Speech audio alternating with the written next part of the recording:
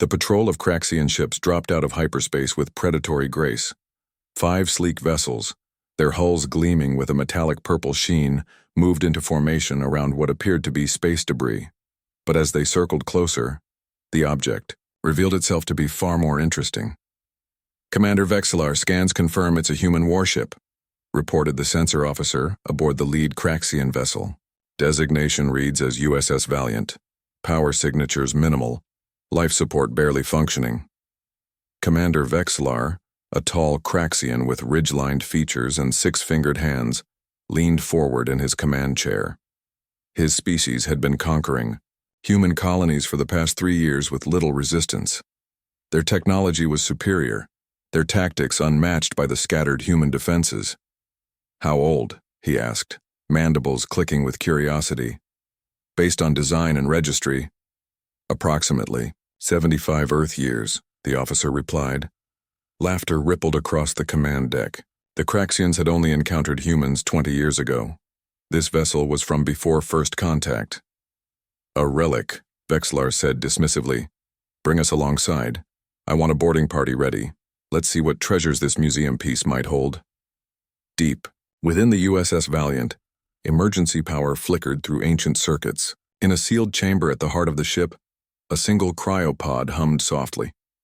Inside, a human male floated in suspended animation. First Officer Paul Carter's vital signs remained stable, as they had for 7 decades. Nearby, a holographic interface flickered to life.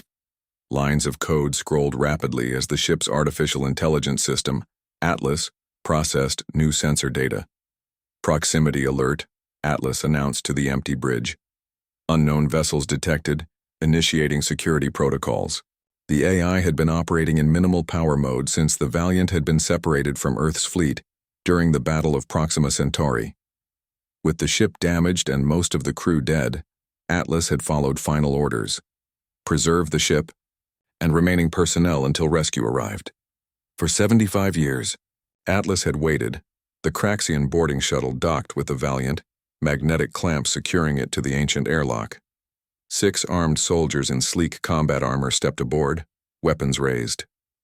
"This ship design isn't even in our databases," the squad leader, Lieutenant Kraz, commented as they moved through darkened corridors.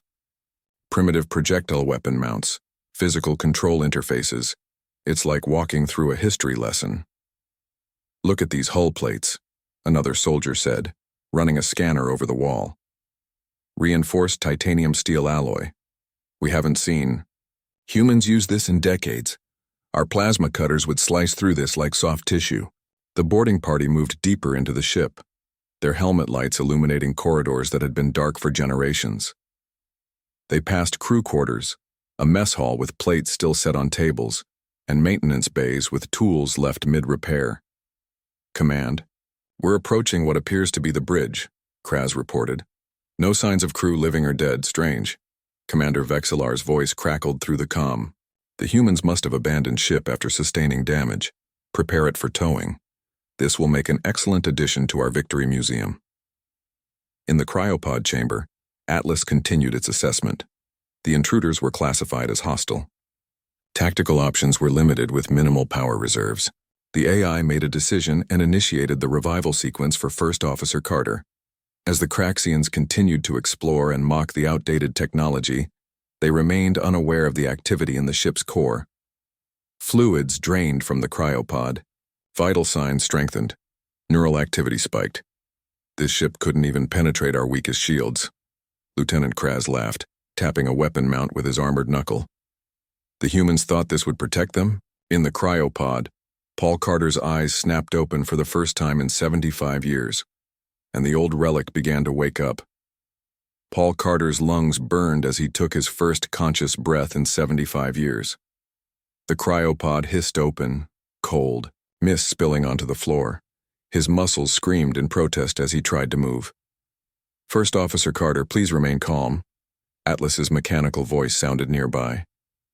"You have been in cryosleep for 75 years, 2 months, and 14 days." Carter blinked, his vision slowly clearing. The emergency lights cast a soft red glow across the chamber. "Atlas," he croaked, voice rusty from disuse. Status report. The USS Valiant is currently being boarded by unknown alien hostiles. 6 intruders on board. They appear to be preparing the ship for capture. Carter's military training kicked in, overriding his confusion. He forced himself to sit up, fighting waves of dizziness. The crew? A pause. All other crew members' cryopods failed over time. You are the sole survivor. Carter closed his eyes briefly, absorbing this. Everyone he had known, gone. He pushed the grief aside. There would be time for that later. Help me up, Atlas. Show me what we're dealing with.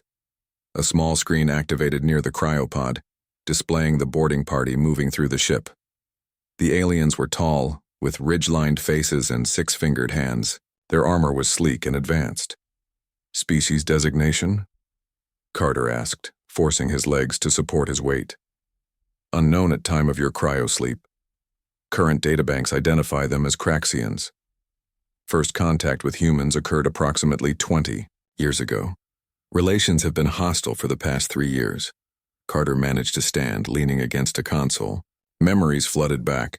The battle, the ship taking heavy damage, the captain ordering him into cryosleep while they attempted emergency repairs. Where's Earth? Did we win the war? The Proxima Centauri conflict ended 40 years ago. Earth survived, but I have limited information on current status. The Valiant has been drifting in deep space, power systems minimal. Carter opened a nearby locker and pulled out a standard-issue jumpsuit. His body felt strange, preserved but weakened. What's our current status? He asked, dressing quickly. Life support functioning in 30% of the ship.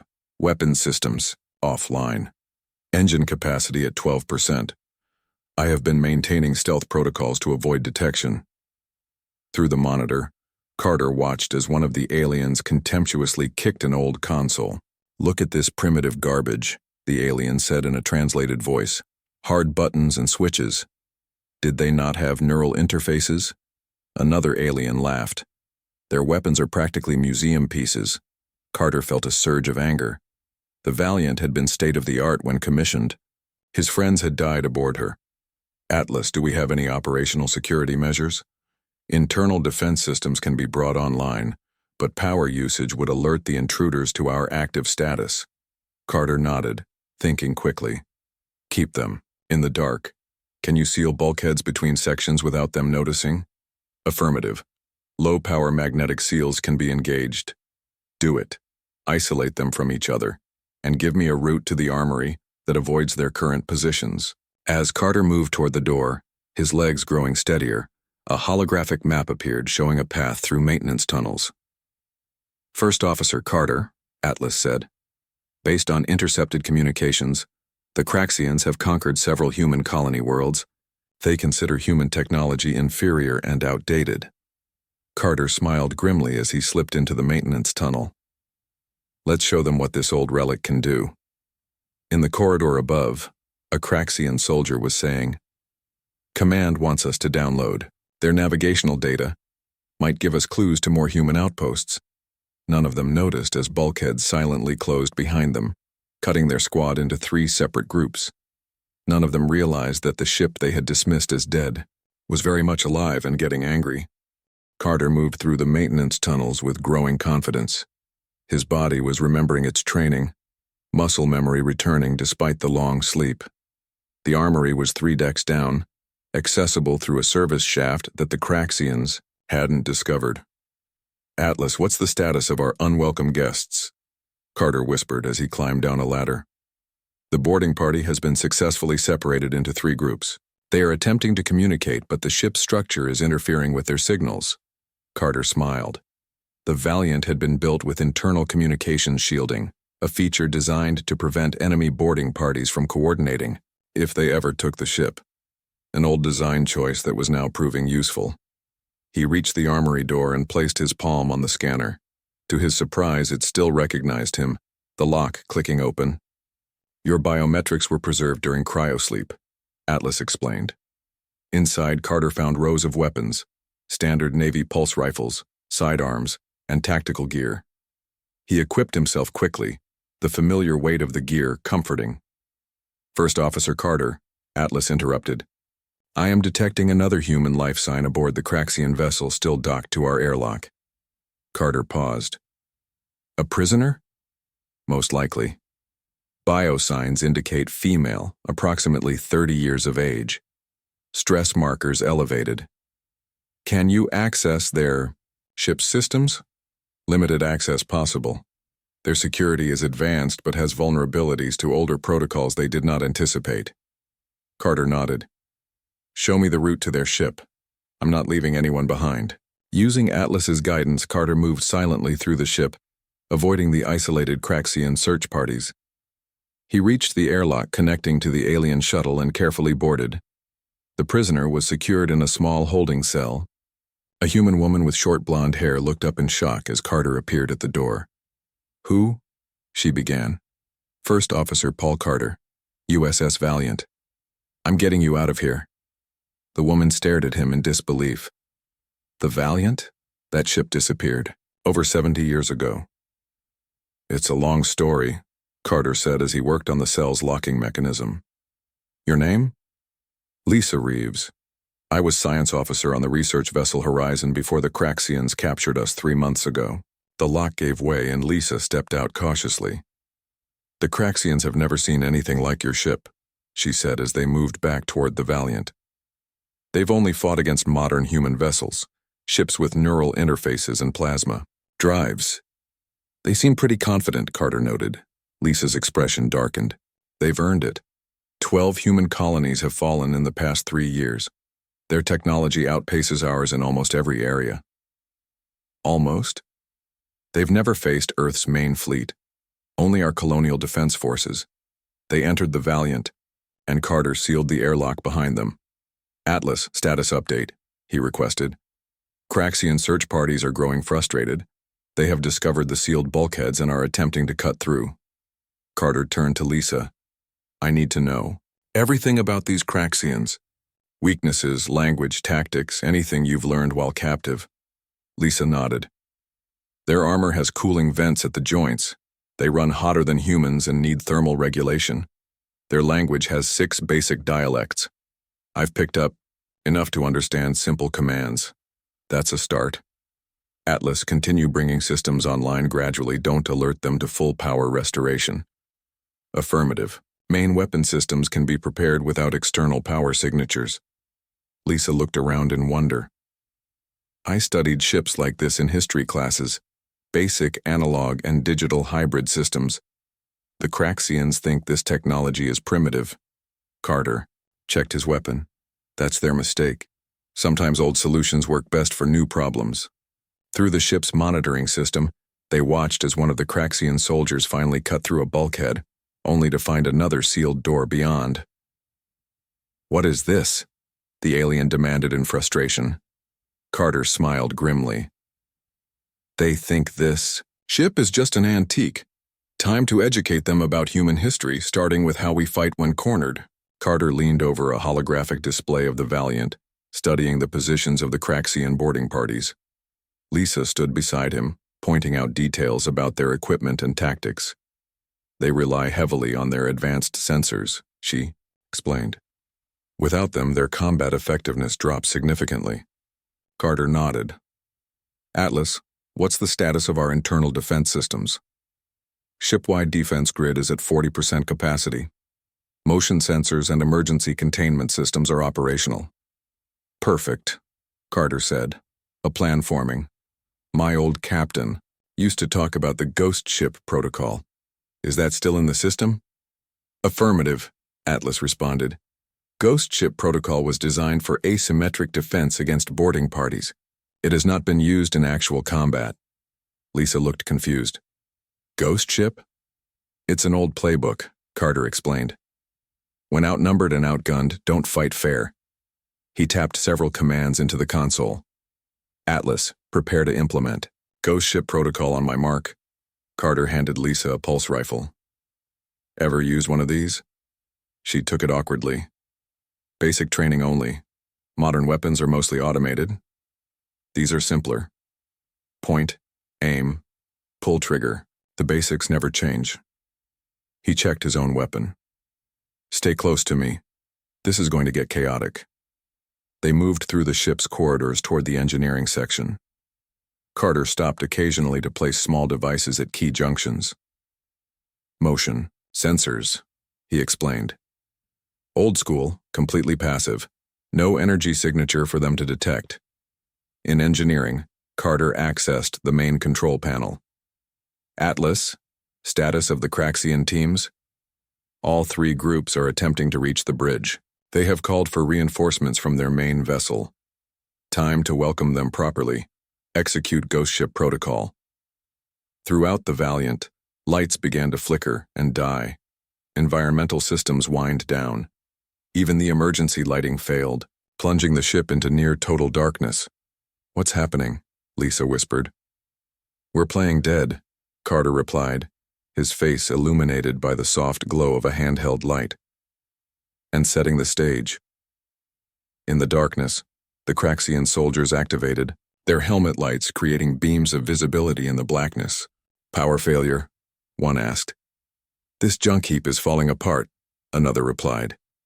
"Commander Vexillar wants us at the bridge. Move out." As they moved through the darkened corridors, one soldier stepped on a pressure plate Carter had reset. A hissing sound was their only warning before fire suppression foam sprayed from ceiling nozzles, coating their visors and armor. "What is this primitive?" The soldier's complaint was cut short as Carter's first shot hit him squarely in the chest. Chaos erupted. The Craxians fired blindly, their advanced targeting systems confused by the combination of darkness and foam. Carter, familiar with the ship's layout, moved like a ghost between cover points, firing with practiced precision. "Second team, heading your way," Atlas warned through Carter's earpiece. "Lisa, emergency panel by the door. Red switch," Carter directed. She found it and pulled. A bulkhead slammed down, cutting off the approaching Craxians. Through the ship's systems, they heard confused shouts. "Their communications are scrambled," Atlas reported. "The ship's hull composition is interfering with their signals." Carter moved to a maintenance panel and connected his rifle's power cell. "Atlas, activate Section 5 defensive measures." In another corridor, the floor beneath the Craxian soldiers suddenly became magnetized, locking their metal-enhanced boots in place. Struggling to move, they became easy targets for the automated defense turrets that emerged from hidden wall compartments. "This technology is ancient," one Craxian shouted in disbelief as his teammates fell. On the bridge, the Craxian commander was growing desperate. "This is impossible, it's just one old human ship." Carter's voice came over the ship's intercom, deliberately distorted. "You made a mistake boarding this old relic. The USS Valiant was once the pride of Earth's fleet, and she remembers how to fight." The remaining Craxians, cut off from each other and being picked off one by one, felt something they rarely experienced in battle against humans: fear. Carter and Lisa worked their way through the darkened corridors toward the ship's main reactor room. They had eliminated or contained most of the boarding party, but the Craxian commander remained on the bridge with 2 guards. "Atlas, status of the reactor?" Carter asked, checking the power levels on a nearby terminal. "Main reactor has been in standby mode for 73 years. Current capacity at 28%. Full restoration possible but will require manual override." Lisa looked concerned. "Won't powering up the main reactor alert the Craxian fleet?" Carter nodded grimly. "Yes, but we can't run forever on emergency power. We need the Valiant at full strength." They entered the massive reactor chamber. The central core, a towering cylinder of dark metal, stood dormant, only small indicator lights showing it was still functioning. "This design," Lisa said in awe, "it's completely different from modern reactors." "The Valiant was experimental," Carter explained, moving to the main control panel. "She was built with technologies that were classified even in my time. Some systems were never fully documented." He placed his hand on a scanner and the console lit up with recognition. "Atlas, begin reactor restart sequence authentication. Carter, Paul J., First Officer, Code 7, Alpha Tango Echo 9. The chamber hummed to life. Lights flickered on, across previously dark panels. The central core began to glow with a soft blue illumination that gradually intensified. "Reactor power climbing," Atlas reported. 30%, 40%. On the bridge, the Craxian commander noticed the changing readings on his scanner. Something's happening. Power signatures are increasing throughout the ship. Back in the reactor room, Carter accessed a sealed compartment beneath the main controls. Inside was a small metallic cube with intricate patterns etched into its surface. "What is that?" Lisa asked. "The ship's original captain called it the Heartstone," Carter explained. "It's the key to the Valiant's most advanced systems. Technology. That wasn't in the official specs." He inserted the cube into a matching slot on the control panel. The reactor's blue glow suddenly pulsed brighter, changing to a brilliant white light that filled the chamber. "Warning!" the Craxian commander shouted into his communicator. "The human vessel is powering up. Energy readings exceeding known human technology parameters." Outside, the Craxian fleet had grown to 12 vessels surrounding the Valiant. Their weapons were charged, ready to destroy the human ship if it posed any threat. "Commander," one of the Craxian officers reported, "we're detecting energy signatures we can't identify. The ship's hull is beginning to emit radiation on frequencies our sensors can't properly analyze." Carter watched as system after system came online across the ship.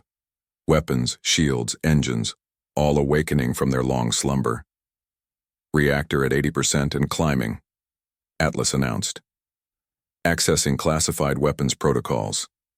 Thanatos, defense grid initializing." Lisa stared at a display showing the ship's weapons systems.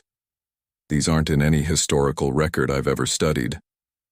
"They wouldn't be," Carter said with grim satisfaction. "The Valiant was meant to be the prototype for a new class of warships. Things happened. The program was likely abandoned after we disappeared." Throughout the ship, panels slid open revealing weapon systems that had never been documented in official records. The hull itself began to reconfigure, sections shifting to reveal hidden ports and launch tubes. "Craxian vessels are moving into attack formation," Atlas reported. "They are attempting to lock weapons." "Let them try," Carter said, activating the main tactical display.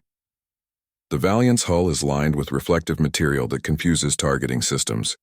Another outdated feature they're about to appreciate. On the command ship, the Craxian admiral watched in growing concern as the once dormant human vessel transformed before his eyes. "What is happening?" he demanded. "Admiral," his second-in-command replied, voice uncertain. "I believe the old Relic just woke up." The Craxian fleet tightened its formation around the Valiant, weapons charged and ready.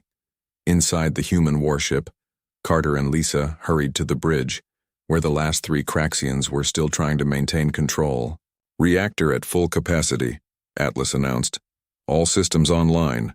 Thanatos grid fully operational." When they reached the bridge, Carter didn't hesitate. He fired 3 precise shots, taking down 2 of the Craxian guards before they could react. The commander spun around, weapon raised, but Lisa fired first.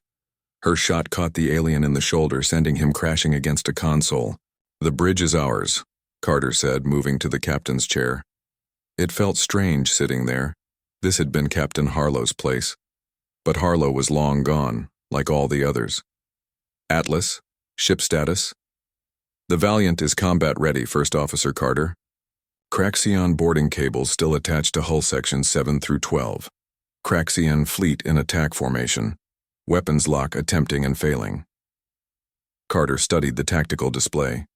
12 Craxian warships surrounded them, their sleek purple hulls gleaming against the blackness of space.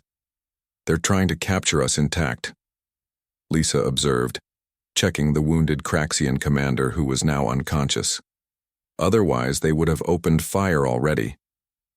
Carter's hands moved across the controls, feeling the familiar layout. "Not for long. Atlas, engage emergency thrusters. Break us free from those cables." The Valiant shuddered as thrusters fired, snapping the boarding cables. The sudden movement caught the Craxian fleet by surprise. "Lisa, take weapons control," Carter ordered. "Target their lead vessel's weapon systems only." She moved to the station, looking uncertain. "These controls are different from what I'm used to. Just aim and fire. The targeting system will do the rest." As Lisa worked the weapons console, Carter opened a communication channel. "Craxian vessels, this is First Officer Paul Carter of..." The USS Valiant. You boarded my ship uninvited. Now I'm returning the favor. Before the Craxians could respond, Lisa fired.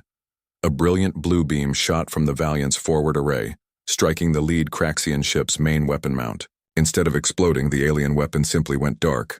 What happened? Lisa asked. Ionic pulse, Carter explained. Disables electronic systems without destroying the ship.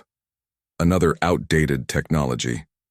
The Craxians responded immediately, firing a barrage of energy weapons. The shots connected with the Valiant's hull and dissipated across its surface in ripples of light. Their weapons are ineffective, Atlas reported. The Valiant's reflective hull coating is dispersing energy attacks as designed. Carter smiled, grimly.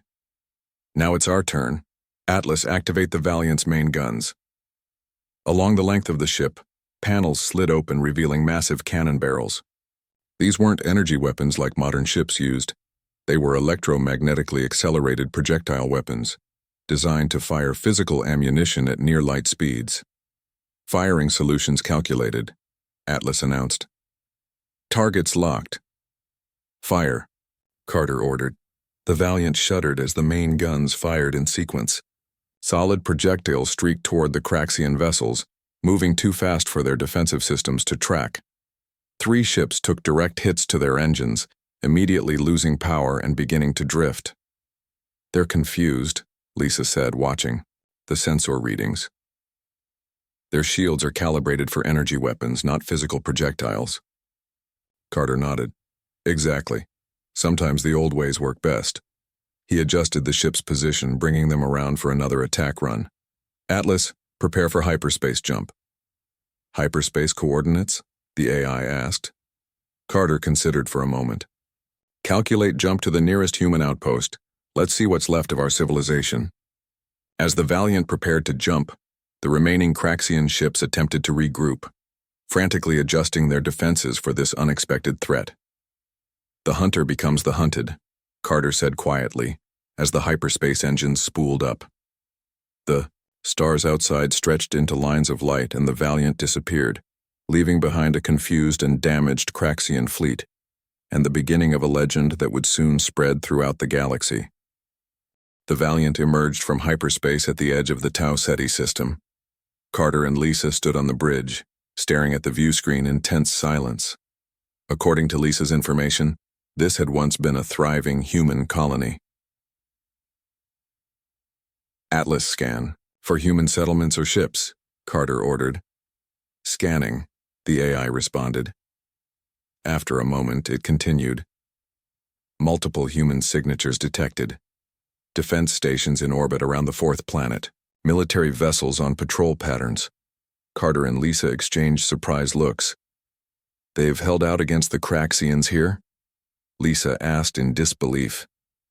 It appears so, Carter said. Atlas, open a communication channel to the nearest defense station.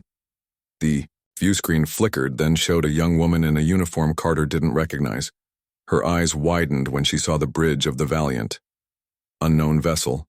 Identify yourself immediately, she demanded. This is First Officer Paul Carter of the USS Valiant Earth Naval Forces. We're requesting permission to approach.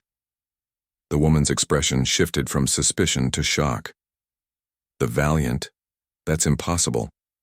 The Valiant was lost 75 years ago. It's a long story, Carter replied with a tired smile. But we're very real, and we've just engaged a Craxian fleet. We have information your people need. The woman turned to speak with someone off-screen. After a tense moment, she faced them again. Proceed to coordinates we're transmitting. Approach slowly. Any deviation, and our defense grid will open fire. As they navigated toward the space station, Lisa pointed out the massive orbital defenses surrounding the colony. This is unlike any other human outpost I've seen, she said. The defenses here are impressive. When they docked with the station, they were met by a full security team. The officers stared in awe at the Valiant's design, and at Carter in his outdated uniform. Admiral Diane Harris, a stern woman with gray hair and sharp eyes, greeted them in a conference room. Your ship's IFF codes check out, she said bluntly. They're authentic, just incredibly old. So either you're the real Valiant or this is an elaborate Craxian trick. It's no trick, Carter assured her, then described their encounter with the Craxian fleet. Their shields were ineffective against our weapons. They've never encountered our older technologies. Admiral Harris studied him carefully. Mr. Carter, do you realize what you've stumbled into? Earth has been fighting a defensive war for the past 3 years.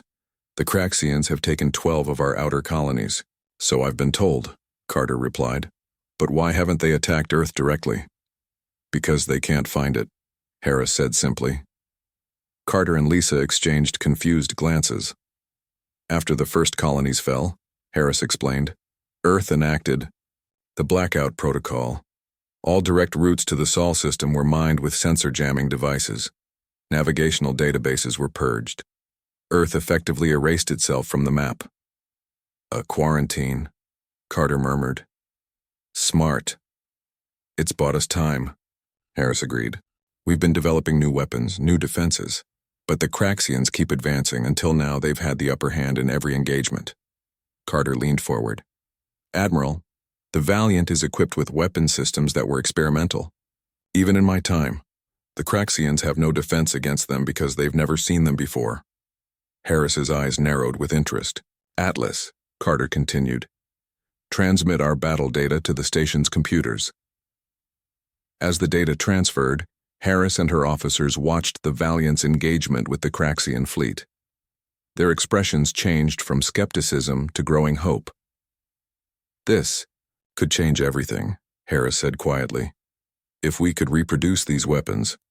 Better than that, Carter replied. We can send a message to Earth. The Valiant knows the old hyperspace routes, the ones not on any modern charts. We can reach Earth without triggering the sensor nets. For the first time, Harris smiled. Mr. Carter, I believe your 75-year nap might have just given us the edge we needed in this war. As they finalized their plans, a junior officer burst into the room. Admiral, we're picking up Craxian transmissions. Their high command is in chaos. They're scrambling their fleets, changing patrol patterns. Harris looked at Carter with new respect. It seems your old Relic has the Craxians very worried indeed. Carter nodded grimly. Good. They should be. The Valiant led the assault formation, 12 modern human warships following in its wake. Carter stood on the bridge, hands steady on the controls as they approached the massive Craxian command station. The station hung in space like a purple spider, its 8 arms extending outward. From a central hub, all ships in position, Atlas reported. Earth fleet standing by. The last month had transformed the war. After the Valiant reached Earth through the old hyperspace routes, everything changed. Earth's military leaders had analyzed the Valiant's weapons and defensive systems, quickly adapting them to modern ships. The primitive technology had proven devastatingly effective against Craxian defenses. Open a channel to Admiral Wright, Carter requested. Admiral Frank Wright, commander of Earth's fleet, appeared on screen. His weathered face showed both determination and respect. First Officer Carter, my ships are in position. The Valiant has the honor of first strike. Carter nodded. Just like we planned, Admiral. The Valiant will draw their fire and confuse their sensors. Your ships can target their command center while they're distracted. Lisa, now officially assigned as Carter's tactical officer, looked up from her station. Craxian defense grid activating. They've detected us. Right on schedule, Carter said. Atlas, activate all countermeasures. Prepare main guns. The Valiant surged forward, accelerating toward the station. Craxian defensive fire erupted immediately, energy beams streaking across space. The Valiant's hull absorbed and dispersed the energy, just as it had before. They still haven't adapted, Lisa observed with satisfaction. Their weapons are ineffective against our hull coating. Fire main guns, Carter ordered. Target their sensor arrays. The Valiant's projectile weapons. Fired, massive rounds accelerating to near light speed. They struck the Craxian station's outer defenses, destroying sensor clusters and weapon mounts. Behind them, Earth's fleet moved into attack position, their ships now equipped with similar projectile weapons based on the Valiant's design. Admiral, Right, we've created your opening, Carter reported as the Craxian defense grid struggled to compensate for the damage. Moving in now, Wright confirmed. All ships commence attack pattern Valiant. It was a fitting tribute. The battle plan had been named after the ship that had changed the course of the war. Earth's warships spread out, attacking from multiple vectors, each targeting a specific section of the Craxian command station. Incoming transmission, Atlas announced. From the Craxian command station, the screen changed to show the face of the Craxian Supreme Commander, his ridged features contorted, with fury and disbelief. "This is impossible," he snarled. "How have you adapted so quickly? Your primitive species was nearly defeated." Carter smiled coldly. "You made a critical mistake, Commander. You judged our technology by its age, not its effectiveness. Humanity has been fighting wars for thousands of years. Sometimes the old ways work best." The Craxian commander's response was cut short as the station shook from multiple impacts. Earth's fleet had breached the outer defenses. Craxian reinforcements. "Incoming," Lisa warned, checking the long-range sensors. "Too late," Carter said. "Atlas, target the station's main reactor with the Thanatos weapon." The Valiant's most secret weapon, a focused gravity pulse, fired for the first time in 75 years. It struck the heart of the Craxian station, creating a localized distortion that crushed the reactor housing. "Station power failing," Atlas reported. "Reactor containment breached." Admiral Wright's voice came through the comm. "All ships, pull back to safe distance. Well done, Valiant. Well done indeed." As they retreated to a safe distance, the Craxian station began to break apart, secondary explosions rippling through its structure. The approaching Craxian reinforcements halted their advance, clearly stunned by the destruction of their command center. 1 month later, Carter stood at a viewport on Earth's orbital defense platform, watching ships come and go. Lisa joined him, now wearing the uniform of Earth's fleet. "The Craxians have agreed to peace talks," she said. "Their forces have withdrawn from 7 of our colonies already." Carter nodded. "They underestimated us, a common mistake when facing humans." "What will happen to the Valiant?" Lisa asked, looking toward where the old warship was docked for repairs. "She'll be upgraded, but kept largely the same," Carter replied. A reminder that sometimes the old ways are still effective. Below them, Earth shone blue and green, unchanged in ways that mattered despite the 75 years Carter had missed. Humanity had survived, adapted, and ultimately prevailed. "You know," Lisa said thoughtfully, "in the historical archives there's an old saying from Earth's naval tradition." "What's that?" Carter asked. "Never judge a warship by its age. Judge it by the heart of its crew." Carter smiled. The Valiant might have been an old relic, but like humanity itself, it had proven that being underestimated was sometimes the greatest advantage of all.